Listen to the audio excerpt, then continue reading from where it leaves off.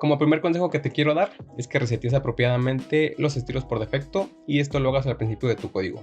Por defecto los navegadores agregan algunos estilos, en este caso a estos elementos de texto agrego unos márgenes en la parte superior y en la parte inferior.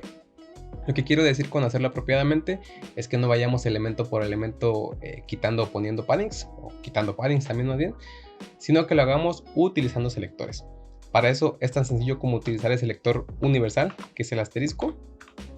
A este selector yo le puedo pasar los atributos que quiero resetear. Naturalmente suele ser el margen en la parte superior, se setea como en 0, y el margen en la parte inferior, que de igual forma queda en 0. También aquí se suele o podrías colocar el padding. La verdad yo no lo recomiendo mucho, pero también es alguna opción. Y recuerda siempre esto, tenerlo en la parte superior de tu código para posteriormente poder sobreescribirlo y agregar los estilos que yo deseo a cada uno de mis elementos. Consejo número 2. Asigna nombres propios y descriptivos a tus clases. Como puedes ver, aquí estoy utilizando una clase título, que no es para nada descriptiva, y además estoy estilizando directamente un elemento P, que eso también para nada está bien. Lo que tendríamos que hacer es agregar un texto no tan largo, pero un poco más descriptivo, y para eso imaginemos que esta será mi pantalla de home. Aquí será tan sencillo como agregar un home, y aquí en lugar de estilizar directamente el elemento, puedo agregar una clase a mi elemento, que en este caso lo puedo llamar como home description, y esto lo que nos ayudará será para prevenir la sobreescritura de código no deseada, además de que nos dará un mejor orden en todo. Esto lo podrías complementar con el uso de alguna metodología. Yo te recomiendo BEM. De igual forma te dejo en la descripción del video un poco de información y también te dejo por aquí una tarjeta con un video que hice sobre ello. Consejo número 3, aprende a usar shorthands y úsalos en medida de lo posible.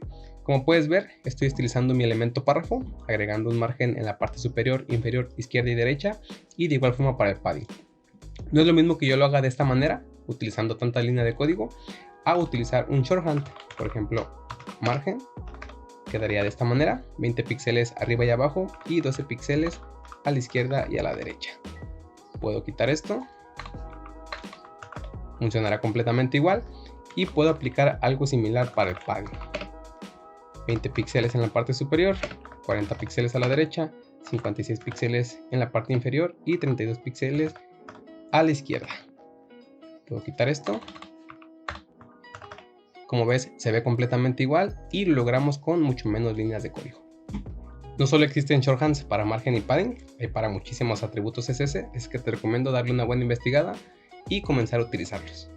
Número 4. Utiliza unidades de medida relativas como lo son em, rem o porcentajes en lugar de píxeles. Esto te ayudará para poder adaptar tu sitio de una mejor manera al diseño responsive, además de que te permitirá cumplir con mayores estándares de accesibilidad. Como puedes ver, aquí tengo un par de clases con un tamaño de fuente definido en píxeles, que una vez entrando al diseño responsive, esto nos va a crear un pequeño problema, ya que para el fin de cambiar el tamaño para cada uno de los elementos, tendríamos que ir elemento por elemento y breakpoint por breakpoint. La ventaja de utilizar unidades relativas es que estas son relativas a un único valor. Por ejemplo, como puedes ver, aquí ya tengo un tamaño de fuente definido 16 píxeles para mi elemento root, que es el HTML. Así es que, por ejemplo, si aquí yo coloco 2 rem, va a ser completamente igual a los 32 píxeles que tenía anteriormente, ya que 2 rem equivalen a el tamaño de fuente de mi elemento root por 2. O en este caso, para la descripción, si coloco aquí un rem, igual equivaldría a 16 píxeles. Y así yo podría cambiar el tamaño de mis fuentes, márgenes y demás simplemente modificando el valor de root.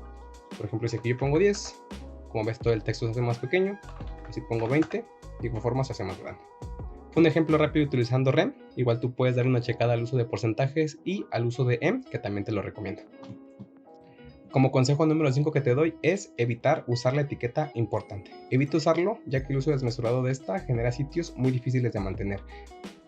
Además de que la mayoría de las veces es una clara evidencia de que tu código no está para nada organizado y tiene problemas con especificidad y con la cascada. El principal problema con el uso de esta es que para el fin de yo poder sobreescribir atributos que la contengan es agregando otra etiqueta importante. Eso quiere decir que por más especificidad que yo coloque a mis elementos, nunca podré sobreescribir el color, a no ser que yo coloque aquí una etiqueta important más, así ya pueda funcionar. El problema, como te comento, es que esto te generará un código basura, además de que será muy difícil de mantener. Consejo número 6. Utiliza el principio DRY, que quiere decir Don't Repeat Yourself. Básicamente, y como dice la traducción, es no te repitas a ti mismo. Como puedes ver, aquí tengo un par de clases que ambas comparten el color aqua, y este principio o metodología lo que nos viene a sugerir es que reutilicemos todo el código que podamos. Así es que yo me podría ahorrar un par de líneas de código. Esto es un ejemplo muy sencillo, obviamente en un proyecto más grande esto se servirá mucho más, pero esto lo podría hacer así. Si hace que ambos elementos comparten el mismo color de letra, simplemente lo coloco así y me va a funcionar estilo para ambos. De esta forma estaré obteniendo el máximo provecho del código que escribo, además de que tendré un código de mayor calidad y muy fácil de mantener. Consejo número 7. Siempre y en medida de lo posible utiliza variables. Como puedes ver en este pequeño ejemplo, no sería un problema el que yo quisiera cambiar tanto el color como el borde de cada uno de mis elementos, pero para una aplicación muy grande eso sí llevaría un gran problema. Para eso te recomiendo que siempre utilices variables. El uso de variables te permitirá manejar estilos de una manera global y te muestro rápidamente un ejemplo. Rápidamente agrego unas variables que ya tenía por aquí. Como ves es el color verde y el color azul. Rápidamente voy a cambiar los colores por el llamado de mi variable, que en este caso será blue. Y en el caso de verde, llamar a mi variable green. Como puedes ver, mis elementos ya están tomando los colores desde mis variables. Y de esta forma, que muy comúnmente nos van a pedir un cambio en alguna tonalidad de color, simplemente vayamos a la variable, podemos cambiarlo y aplicará para todos los elementos que estén haciendo uso de esta variable. Y no solo funciona para colores, sino que podremos agregar cualquier valor de cualquier atributo CSS. Como consejo número 8 y final, yo te recomiendo usar selectores y aprender más sobre ellos. Como puedes ver, aquí tengo un pequeño ejemplo en el cual te muestro el uso de un selector, que este me sirve para quitarle el borde azul al último elemento. De esta manera funciona, pero haciendo el uso de otro selector podría ahorrarme un par de líneas de código. Rápidamente te muestro cómo lo puedo hacer. Sinceramente es algo que suelo aplicar muy a menudo en mis proyectos y lo haría yo de esta manera utilizando selectores. Primeramente voy a quitar el borde a todos mis elementos. Enseguida pasaré a utilizar mi selector Not junto con mi selector Last Child. Básicamente lo que le estoy indicando aquí es que me agregue los estilos que yo coloque, a excepción de mi último elemento. Voy a poner aquí el estilo en el borde que tenía en la parte superior.